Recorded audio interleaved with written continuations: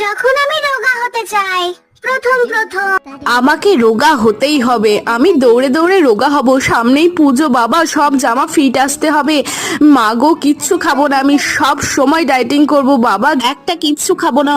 এই বিরিয়ানি খাবি? না রে, আমি ডায়েট করছি, আর ডায়েট করতেই হবে আমাকে। লজ্জা দিস না বাবা, ওই তোর ডায়েট দুদিনই থাকে, কিছুদিন পর যা হয়। ওহ, গরম গরম নরম নরম চিকেন চাউমিন, তোর ডায়েট হয়ে গেছে মামনি।